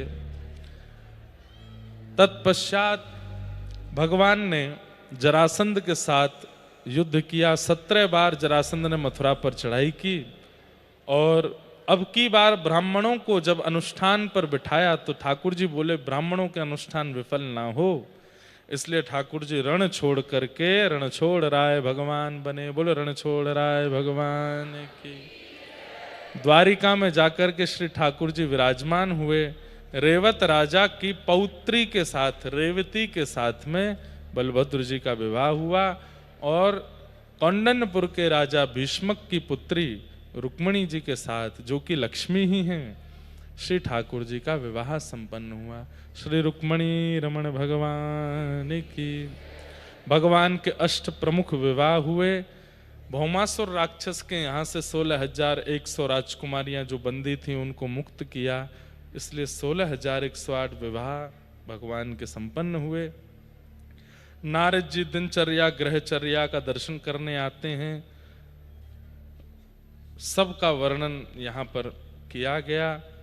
भगवान पांडवों के राजसूय यज्ञ में जाने से पूर्व भीम के द्वारा जरासंध का उद्धार कराते हैं और वहां जाकर के राजसूय यज्ञ में सम्मिलित होते हैं। वहीं ठाकुर जी के सुदर्शन चक्र से शिशुपाल का वध होता है। क्यों? गालियां देता है ठाकुर जी को। ठाकुर जी ने उसको 100 गालियों की अनुमति दी थी। 100 से ऊपर जाते ही भगवान के सुदर्शन चक्र ने उसका अंत किया। तत्पश्चात नारद जी से कई प्रश्न युधिष्ठिर जी ने किए। नारद जी ने उस प्रसंग के उत्तर में कई कथाएं युधिष्ठिर को सुनाई। भगवान ने उनका राजसूय यज्ञ संपन्न कराया। सूर्य ग्रहण का अवसर आया और सब द्वारिका वासियों को लेकर के ठाकुर जी कुरुक्षेत्र गए और वहां व्रजवासी भी गए और श्री ठाकुर जी 100 वर्ष बाद व्रजवासियों से कुरुक्षेत्र में मिले। वहीं श्री प्रिया जी से भी मिलना हुआ आदि कई बार ये प्रसंग भी विस्तार से सुनाया गया।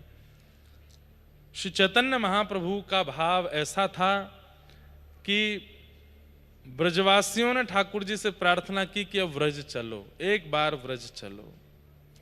तो ठाकुर जी बोले कैसे चलें? तो ब्रजवासियों ने रात रात में ही एक सुंदर रथ का निर्माण किया लकड़ी से, और रथ निर्माण करके उसी में बलभद्र जी और श्री ठाकुर जी, सुभद्रा जी और सब द्वारिका वासियों को बैठा करके ब्रजवासी खींचते हुए लेकर के गए। कहाँ? ब्रज। उसी भाव का स्मरण करके श्री महाप्रभु चैतन्य जगन्नाथ प्रभु की रथलीला का दर्शन करते थे। उनका भाव यही था कि ये जगन्नाथपुरी मंदिर जो है ये द्वारिका है और गुंडीचा जहाँ ठाकुर जी जाते हैं वो वृंदावन है। और श्री ठाकुर जी द्वारिका से ब्रजवासियों से मिलने के लिए जा रहे हैं, इसलिए चैतन्य महाप्रभु खूब नृत्य करते थे रथ के आगे। ऐसी भावना उनकी रहती थी। तो श्री ठाकुर जी एक बार व्रज आए, ऐसी भावना प्रकट की गई। ब्रज में आकर के ठाकुर जी तो वैसे व्रज से कभी दूर जाते नहीं। मैंने पिछली कथा में इस बात का निवेदन किया था कि स्वभाव कृष्ण और प्रभाव कृष्ण दो हैं। प्रभाव कृष्ण जो हैं वो ऐश्वर्य में रहते हैं, स्वभाव कृष्ण जो हैं वो लीला में रहते हैं। और लीला वाले स्वभाव कृष्ण सदा 84 कोस व्रज के अंदर ही रहते हैं, यहां से कभी नहीं जाते। प्रभाव वाले श्री कृष्ण द्वारिका लीला, मथुरा लीला, वैकुंठ लीला, तीनों लोगों का संचार वो स्वभाव वाले कृष्ण करते हैं, जिनका प्रभाव है, जिनका ऐश्वर्य है। पर वृंदावन में तो ठाकुर जी स्वभाव वाले हैं। यहाँ तो वो केवल और केवल प्रिया प्रियतम विलास करते हैं, उसी भाव में रहते हैं। वृंदावनम परित्यज्य पादमेकम न गच्छति। एक पग भी ठाकुर जी बाहर वृंदावन से दूर नहीं करते। विपिन राज सीमा से बाहर हरिहु को नाही निहार, रेमन वृंदा विपिन बिहार। बिहारी जी भी अगर छठी करा के बाहर खड़े हो जाएं और प्रकट होकर के कहते हैं आओ मेरा दर्शन करो, तो हमारे रसिक जन कहते हैं कि बिहारी जी से कह देंगे पहले वृंदावन आओ, यहाँ दर्शन करेंगे, यहाँ से बाहर आप जाओगे तो आपका दर्शन नहीं करेंगे, वृंदावन में आप रहो नाथ। तो श्री वृंदावन का त्याग करके तो ठाकुर जी कभी नहीं जाते, यहाँ सदा रहते हैं। लेकिन ऐश्वर्य रूप से ठाकुर जी पूरी सृष्टि का संचार बाहर जाके करते हैं। यहाँ ठाकुर जी ऐश्वर्य को नहीं आने देते, यहाँ तो केवल स्वभाव में रहते हैं। लीला रहती है वृंदावन में, ऐश्वर्य नहीं। जैसे कई घर में जब घर का सदस्य बहुत बड़ा आदमी बन जाता है, कोई अधिकारी बन जाए, अफसर बन जाए, लाल बत्ती में घूमने लगे, गनर वगैरह उसके संग रहते हैं, तो घर के सदस्य क्या कह देते हैं, बोले भाई देखो ये अपना ऐश्वर्य ये घर के बाहर रखो, ये गनर रखने हैं, तुमको सिक्योरिटी रखनी है, लाल बत्ती रखनी है, एक तुमको सरकारी वो मिला हुआ है, क्या बोलते हैं उसको, वो तुमको रखना है, सब घर के बाहर। घर के अंदर तुम सामान्य एक माँ के बेटे हो, पत्नी के पति हो, बच्चों के पिता हो, भाइयों बहनों के भाई हो, यहाँ पर अपना प्रभाव लेकर के मत आना। और ऐसा ही होता है, ये सब लोग अपना जो प्रभाव है वो बाहर रखते हैं, घर में आते ही प्रभाव छोड़ के आते हैं। हम और पिताजी, हम दोनों ब्यास हैं, सब जगह सब लोग हाथ जोड़ते हैं, प्रणाम करते हैं, वंदन करते हैं, पर घर के अंदर प्रविष्ट होते ही हम किन्हीं के पुत्र हैं, किन्हीं के भाई हैं, किन्हीं के पति हैं, इन्हीं भाव से रहना पड़ता। वहां पर गुरु जी बन के नहीं घूमते, आओ मैया प्रणाम करो, सदा सुखी रहो, प्रसन्न रहो। कहीं हम घर में माता जी खड़ी हो गुलाब की माला लेके, अरे मेरो बेटा कथा करके आयो, प्रणाम। वहां प्रभाव नहीं, प्रभाव बाहर रखो। तो श्री वृंदावन तो ठाकुर जी का घर है, ठाकुर जी प्रभाव पूरी दुनिया पर रखते हैं, पर यहाँ तो स्वभाव से रहते हैं। श्री जी ने, प्रिया जी ने सब कह रहे कि सुदर्शन चक्र वगैरह सब बाहर रहने चाहिए। सुदर्शन और गदा ये वृंदावन में नहीं है ठाकुर जी के पास, यहाँ तो ठाकुर जी मुरली बजाते हैं, वेणु बजाते हैं। तो वृंदावन से कभी ठाकुर जी दूर नहीं होते। तो इस प्रकार कुरुक्षेत्र में मिलन हुआ। भगवान के परम सखा श्री सुदामा जी दर्शन करने के लिए द्वारिका गए। भगवान ने श्री सुदामा जी को अपने हृदय से लगाया। कृष्ण स्यासीत सखा कश्चित ब्राह्मणो ब्रह्मवित्तमः विरक्त इंद्रियार्थेषु प्रशांतात्मा जितेंद्रिय। सुदामा जी के 3 लक्षण हैं, विरक्त इंद्रिय, प्रशांतात्मा और जितेंद्रिय। 3 बातें, बहुत ध्यान से सुनिएगा सब लोग, इधर देखो। ठाकुर जी का सखा बनना है तो ये 3 लक्षण आपके अंदर होने चाहिए। सबसे पहले सबसे अंतिम लक्षण कौन सा है? जितेंद्रिय। अपनी इंद्रियों को जीतो। ज्यादा इंद्रियों के वश में जो रहता है ठाकुर जी उससे दूरी बना लेते हैं। इंद्रियों के वश में रहने वाला मतलब जो मन चाहे तो खावे, जहां मन चाहे घूमे आवे, जो मन चाहे पहन लेवे, मतलब बिल्कुल भी कंट्रोल नहीं है अपने ऊपर। ऐसे व्यक्ति ठाकुर जी के सखा कभी नहीं बन सकते। ठाकुर जी के अभी खुद ही इतने चट्टपन्ने में है, मैं आके पास जाऊंगो और कभी मैंने इच्छा कर ली तो मुंह तो पहले खुद खा लेगो, मैं कछु पहनवे की इच्छा रखूंगा मुंह तो पहले खुद पहन लेगो। ठाकुर जी के सेवक तो बहुवस्तु भी ठाकुर जी को अर्पित करते हैं, स्वयं के पास नहीं रखते। तो इसलिए जितेंद्रिय, आपको जितेंद्रिय इंद्रियों को जीतना पड़ेगा। ठाकुर जी का सखा बनना है तो ठाकुर जी खवाएंगे, ठाकुर जी प्रेम से पवाएंगे। मैंने एक दिन कथा सुनाई थी ना, रघुनाथ दास गोस्वामी छाछ पीते थे बस, फिर भी उनको अपच कैसे हो गई, कुछ खाते तो थे नहीं। तो गोसाई विठलनाथ जी ने जाके बोला तुम्हारा पेट खराब कैसे हो गया, तुम तो केवल छाछ पीते हो। पेट तो खराब उसका होता है जो कचौड़ी मंगौड़ी बेड़ई पूड़ी ये सब खाता हो। तो रघुनाथ दास जी बोले मैं क्या बताऊं, मैं तो छाछ ही पीता हूं, पर मैं नेत्र बंद करके जब मानसी में जाता हूं तो हृदय में प्रिया प्रियतम प्रकट होकर 56 भोग मुझको पवा देते हैं। और कल तो लाला ने इतना उधम मचाया, इतना उधम मचाया। बोले क्यों? बोले पहले मुंह को दूध पिवाई दियो और दूध के ऊपर फिर छाछ पिवा दी, सो पेट में जाके वो फट गई। अब मानसी में ये प्रत्यक्ष नहीं हो रही है ये लीला, प्रत्यक्ष में तो वो छाछ ही पीते हैं, पर मन में ठाकुर जी उनको दूध छाछ संग में पिला दिए तो पेट खराब हो गया। तो गोसाई जी बोले ये कैसे हो सकता है, तुमने प्रत्यक्ष जिस वस्तु का सेवन नहीं किया वो वस्तु तुम्हारे गर्व को कैसे इतना। बोले क्योंकि मानसी है। तो जितेंद्रिय, इंद्रियों को जीतने वाला भगवान का सखा होता है, क्योंकि ठाकुर जी उसको पवाते हैं, ठाकुर जी उसको पहनाते हैं। तू है सखी बड़ भाग बड़ी, नंदलाल तेरे घर आवते। देखो बुरा नहीं मानना, हम आप सब अपना श्रृंगार खुद करते हैं, पर हमारे पूज्य गुरुदेव भगवान, हमारे पूज्य मलुक पीठ वाले महाराज जी, कल पधारे श्री गोरीलाल कुंज वाले महाराज जी, हमारे केली कुंज वाले महाराज जी, हमारे बरसाने वाले महाराज जी, ये लोग अपना श्रृंगार स्वयं नहीं करते, ठाकुर जी इनका श्रृंगार करते हैं। ठाकुर जी इनको, इनकी रचना करते हैं। नहीं तो इतना आकर्षण कैसे है इन लोगों में, हैं? कोई क्रीम तो लगाते नहीं। हम आप सब लोगों ने तो क्रीम बेचने वालों को करोड़पति बना दिया, खरीद खरीद के इतना सब कुछ पोतते हैं अपने चेहरे पे, फिर भी आकर्षण नहीं बन पाता। आज पड़ेगा ना रंग, सब धुल जाएगा। लेकिन ये सब आचार्य चरण ऐसा क्या लगाते हैं अपने मुख पे, जो इनको देखते हैं तो पलकें झपकना भूल जाती हैं, क्योंकि इनका श्रृंगार स्वयं प्रिया प्रियतम अपने हाथ से करते हैं। ये इनके हाथ ही तो प्रिया प्रियतम है। बाम अंग श्री प्रिया जी हैं, दाहिनो अंग श्री प्रियतम हैं। और जब आचार्य चरण दोनों हस्त कमल से कोई लीला करते हैं तो प्रिया प्रियतम ही वह क्रिया कर रहे हैं। अब जब अपना तिलक स्वरूप करते हैं तो कैसे तिलक लगाते हैं? इस हाथ में चंदन घोलते हैं, इस हाथ से श्री लेकर के, और जैसे तो घोलने की क्रिया श्री प्रिया जी कर रही हैं बाम अंग से, और वाको अपने श्री में लेवे की क्रिया श्री ठाकुर जी कर रहे हैं। उसके बाद ये स्वरूप धारण करते हैं, स्वरूप धारण करते हैं, बीच में दर्पण प्रिया जी दिखा रही हैं, मतलब दोनों भुजा ही प्रिया प्रियतम है। और उस भाव से, क्योंकि चित्त में, मन में, बुद्धि में प्रिया प्रियतम ही है, उस भाव से जब चंदन धारण करते हैं और जब निकलते हैं तो ऐसे लगते हैं कि आहा, सूर्य की कांति भी फीकी पड़ रही है इनके सामने, कितने सुंदर है। तो ठाकुर जी का सखा बनना है तो सबसे पहले विरक्त इंद्रियों को जीतो, इनकी आसक्ति से बचो।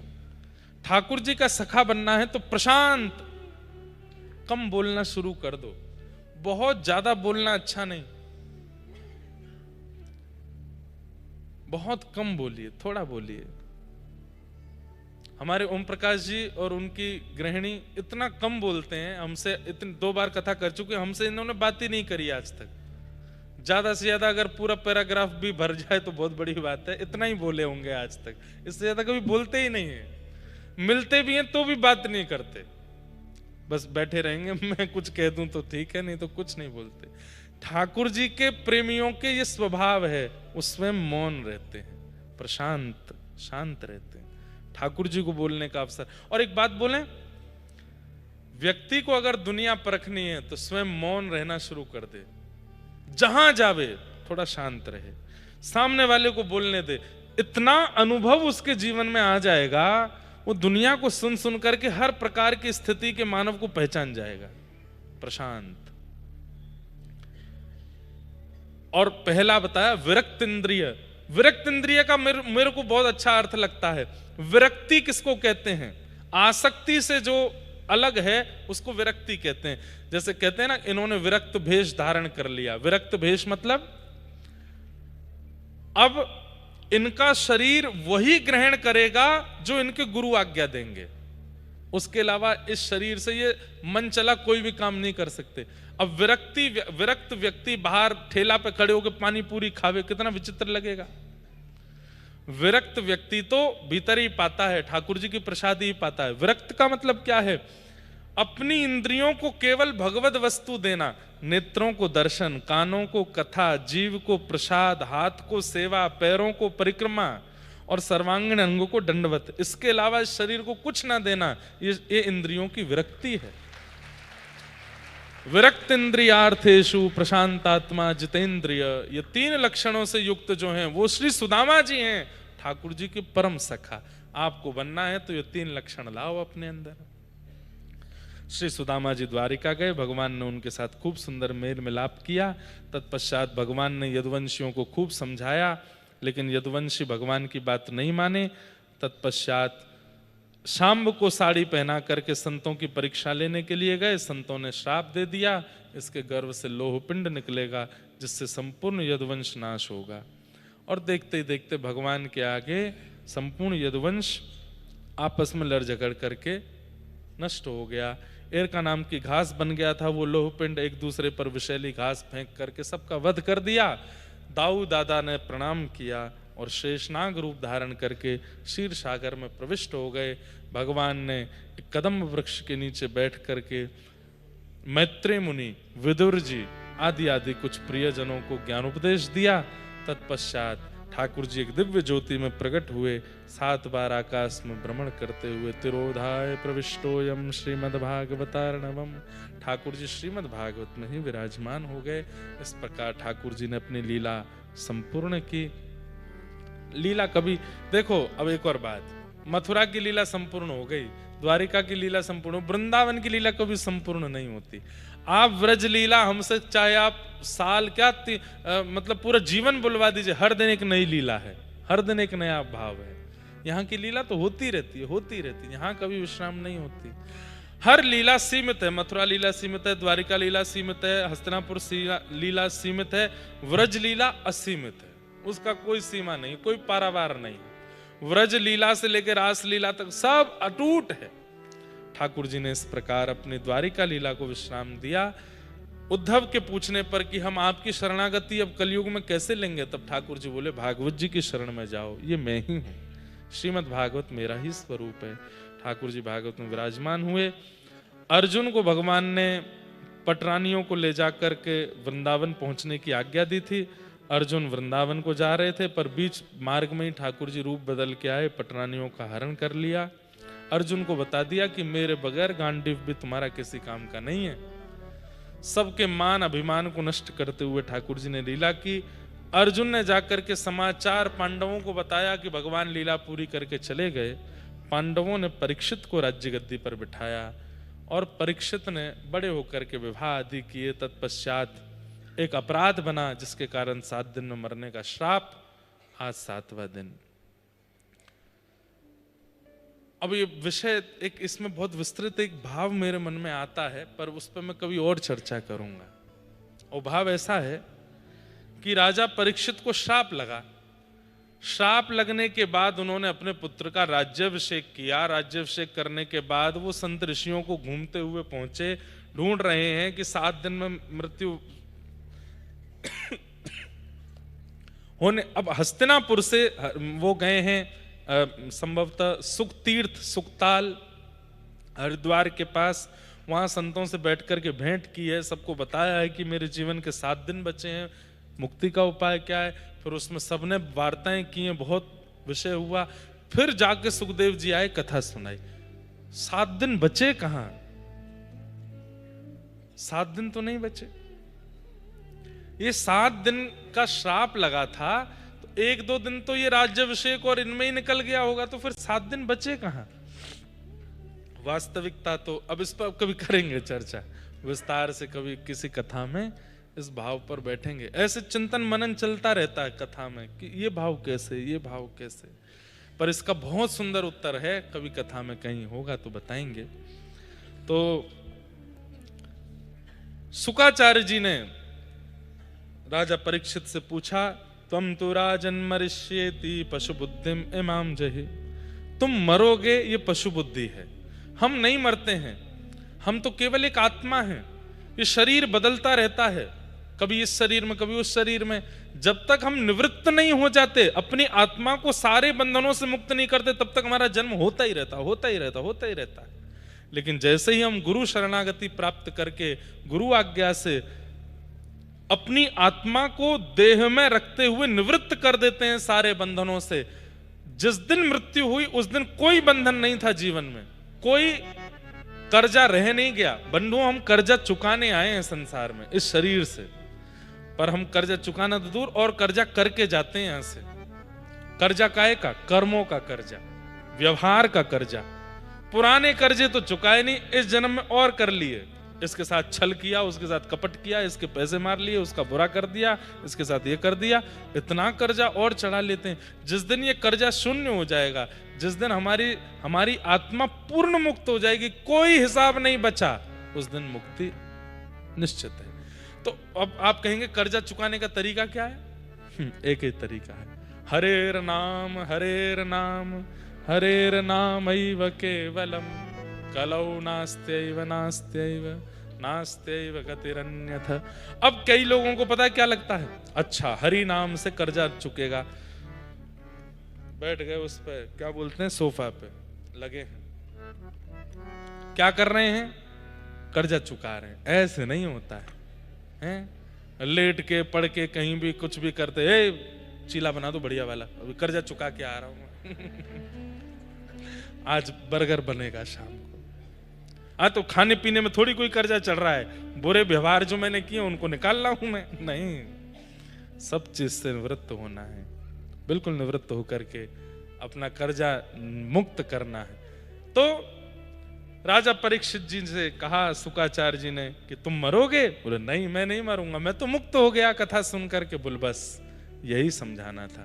शुक्राचार्य जी वहां से प्रस्थान कर गए। तक्षक सर्प ने आकर के राजा परीक्षित का स्पर्श किया, 5 भौतिक देह जल करके नष्ट हो गया और श्री राजा परीक्षित विमान में आरूढ़ होकर के भगवत धाम को प्रस्थान कर गए।